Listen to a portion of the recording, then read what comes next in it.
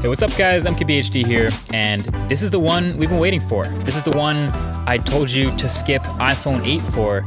This is the one that represents the future of Apple smartphones. This is iPhone 10.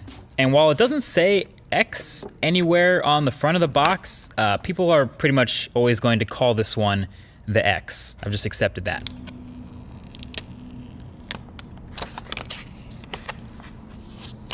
So this is your first look at the unboxing experience, and spoiler, it's pretty much exactly the same as iPhone 8 was, and almost every other iPhone. Headphones, adapters, stickers, it's all in the box, but I guess it's a good thing there's no surprises here. And so you can see right here off the bat, it's a really shiny, chromy, reflective phone. This is the silver one, and you can see how shiny the sides are. The space gray one though is a bit more toned down. And so the only thing that was actually new during the setup of iPhone 10 is now you set up Face ID during first boot instead of the fingerprint Touch ID. But yeah, this is brand new, and it's been a couple weeks since we last saw this phone at that Apple event, so seeing it again for the second time is kind of a reminder of all the things that are new about this thing.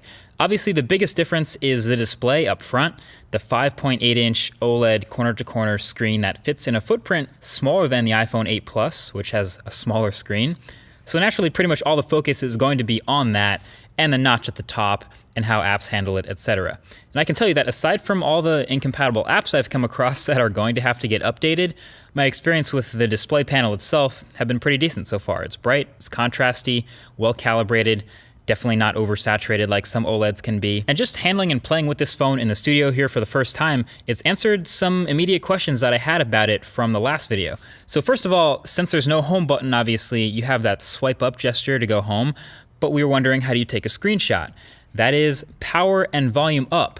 So that's the new screenshot combo for iPhone 10. And then since holding the power button now goes to Siri, how do you turn the phone off?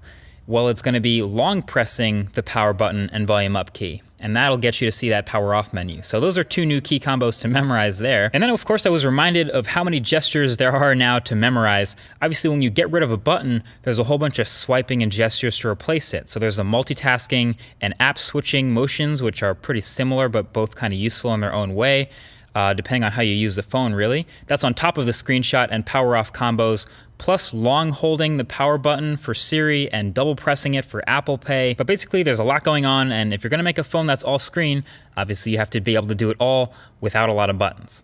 Anyway, one of the biggest differences between iPhone 8 and iPhone 10 is the new front-facing camera suite up at the top in that notch. The IR blaster, the depth sensor, etc. And all that enables a couple of new things with this phone. Number one is obviously Face ID. The setup, like you saw, was pretty quick and painless, and it's been working pretty well since then for unlocking my phone. Now, I've only really had this phone for a day like the rest of press, but so far in this time, it's been fine, and it works as advertised as far as being smart and not easily spoofed. You can see the little lock under the time when the phone is locked, and basically instead of placing your fingerprint, the phone will not unlock until you look at the phone like you did during the setup process. And then once you do, it's pretty quick to unlock. You can see the little thing open, and then you can swipe up to open your phone. And sure enough, it doesn't work with a picture of you. It doesn't work when you're looking away. It doesn't work when your eyes are closed. It just basically waits until it sees what it saw during that setup process, and then it's good to go. So no, your girl can't unlock your phone while you're asleep with your eyes closed, for those of you who are wondering that. I do have some further thoughts on this Face ID versus Touch ID though, so stay tuned for that in an upcoming video. And I do want to see if I can fool it with identical twins maybe, just out of curiosity. Anyway, with the new notch, you also get a new front-facing camera complete with selfie portrait mode. Messing around with it, it seems pretty average.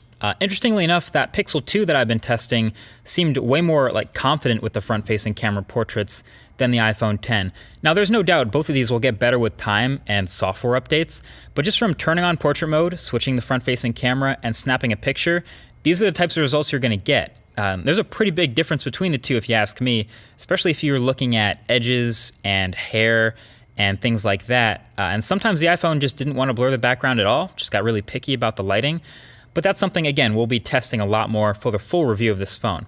Oh yeah, and the new front-facing camera suite will get you Animojis. So yeah, you can see in these Animojis, the physics of things moving around is actually pretty on point.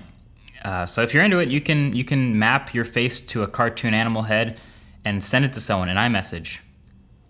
But you still can't edit tweets though. So overall, there's a lot to test with the iPhone 10 now that I have it in my hands finally. As a matter of fact, definitely leave your thoughts right below that like button with things you want to see in the full review. Most likely things like battery life, camera quality, app performance, all that good stuff. But don't let me miss anything. But until then, definitely get subscribed for the upcoming videos on the channel. Thanks for watching, and I'll talk to you guys in the next one. Peace.